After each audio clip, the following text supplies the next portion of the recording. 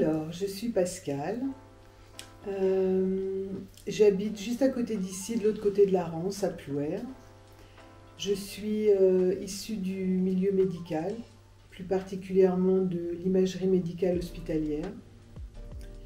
J'ai eu 2 maladies professionnelles qui m'ont amenée à réévaluer la prise en charge de ma propre santé. Et cette réévaluation m'a amenée vers ma première expérience de jeûne, puis après vers la médecine naturelle.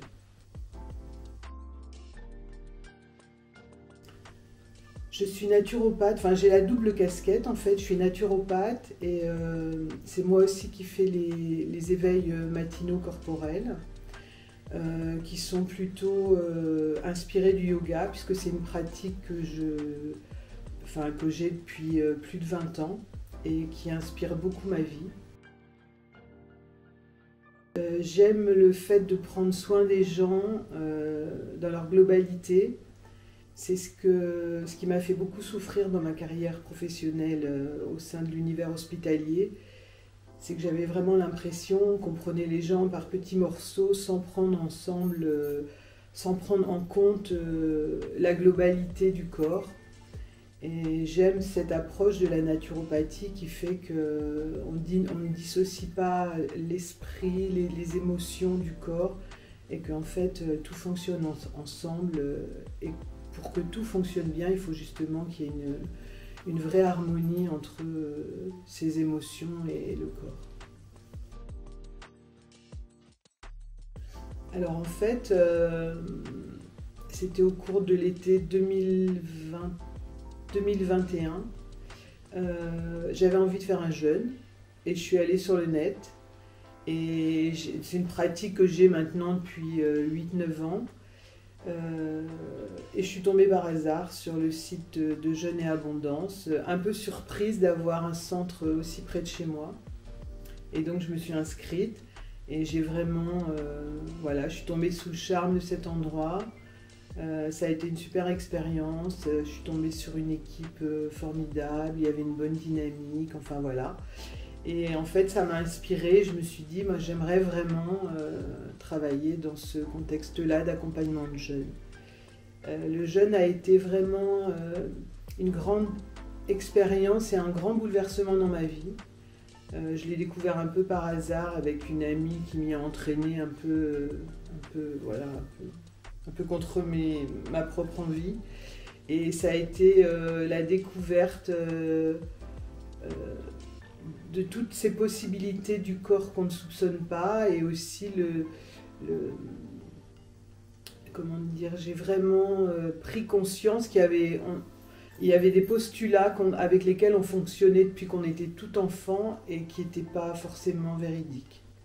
Le corps a vraiment des ressources insoupçonnées. Ça apporte la découverte de possibilités qu'on ignorait, c'est-à-dire cette possibilité qu'a le corps de se régénérer. Je pense que ça apporte aussi une grande confiance en soi, parce que quand on arrive au terme de cette semaine de jeûne, on a un sentiment de fierté, parce que ça paraît impossible et qu'on l'a fait, et qu'en fait on se rend compte qu'on l'a fait plutôt de manière souvent très agréable. Voilà.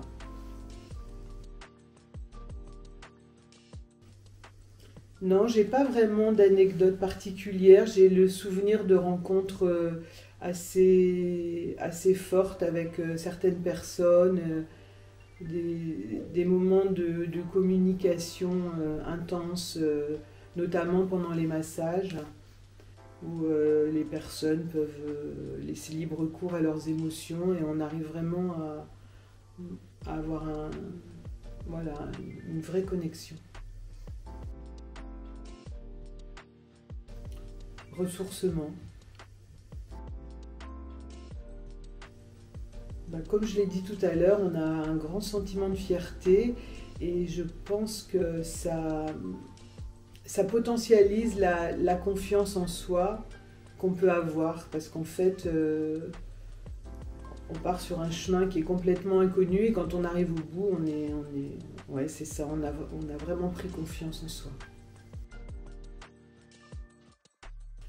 Alors, j'aimerais bien faire le stage de yoga avec Emmanuelle, parce que je trouve qu'elle a une approche vraiment magnifique du yoga. Et j'ai eu l'occasion de faire 1 ou 2 pratiques avec elle, c'est vraiment des moments très intenses.